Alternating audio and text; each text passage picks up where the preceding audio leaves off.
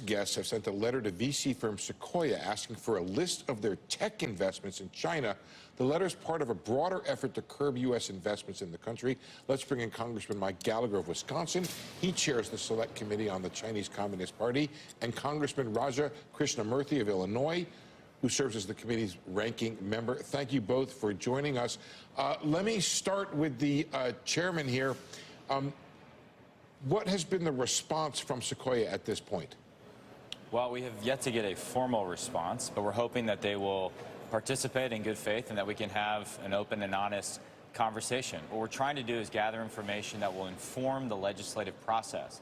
Raja and I both agree that American firms should not be capitalizing Chinese military companies, Chinese surveillance companies, and the Chinese Communist Party's human rights abuses. Sequoia has a history of investing in companies that do that, like Eversec, Paradigm, DJI, DeepGlint, and so we want to understand how this new split between Sequoia US and Sequoia Capital China, or Hongshan, what this means, whether it will actually prevent American capital from flowing to such Chinese military companies, or whether it will actually unintentionally or intentionally allow Sequoia Capital China to avoid scrutiny from the new executive order from the Biden administration. Yeah, Congressman Krishnamoorthi, would you follow up on that? Is this split enough for you, or do you need to hear more? And what kind of, I guess, rails are you looking for, or walls between the two companies? Well, I think the underlying issue is this, which is, I think Mike and I and our members on the committee are concerned about not just capital, but also technology and know-how and expertise flowing from the funds to these PRC companies in these problematic sectors like AI, quantum, and high-tech semiconductors, which, by the way, are the subject of the Biden administration outbound restriction executive orders. I think what we're concerned about is, although it might be a step in the right direction to spin off this Sequoia China entity, are the underlying investors the same? Are the relationships going to be maintained such that expertise and know-how continues to flow from Americans to these Chinese entities? Those are some of the questions that we'll be asking. Congressman Gallagher, I just wonder if you could talk about how much bipartisanship there. I mean, if I'm not mistaken, there's a Democrat and a Republican standing right next to each other, shoulder to shoulder, about 6 inches separating you right there.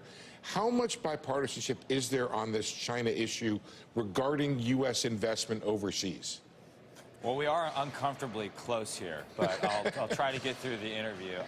I think there's a lot of bipartisanship. Our committee has operated in a profoundly bipartisan manner for the last year. I think our members are very serious, that they want to work across the aisle, and the mandate we've been given from former Speaker McCarthy and the Minority Leader Hakeem Jeffries was to work in a bipartisan manner, not just to throw bombs at each other. That's not to say we agree on everything. We have principled disagreements, but we're trying to identify what is that center of gravity on which we can build a lasting China policy that will endure regardless of who's in the White House, and then will ultimately be successful in the short term in preventing a war with China, and successful in the long term in winning this technological and economic competition with China. Yeah, but Congressman Krishnamoorthi, what is the danger here that we go overboard? We want, obviously, to protect national security.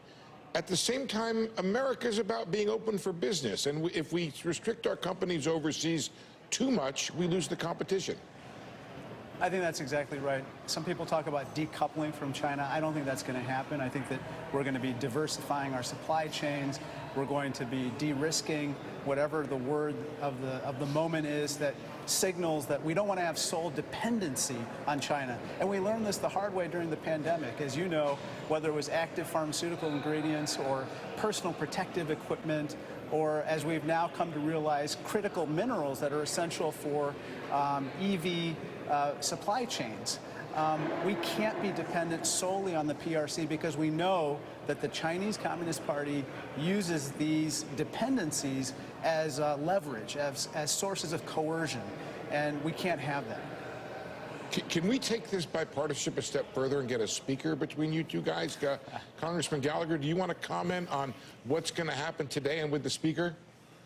I don't know what's going to happen. I'm not going to lie. It is a mess right now. I sort of have this image in my mind of us as a local fire department, and we're getting all these alarms that fires are going off, in various neighborhoods. And rather than just getting in the truck and putting out the fires, the fire in the Middle East, the fire in Eastern Europe, the heating up across the Taiwan Strait, the fire at the southern border, we're arguing over who should drive the truck or who should sit in shotgun. We need to get our act together, select a speaker, because we have a lot of work that needs to get done in a very short period of time. So hopefully we can make progress on that front today. Who are you supporting as the driver of the truck?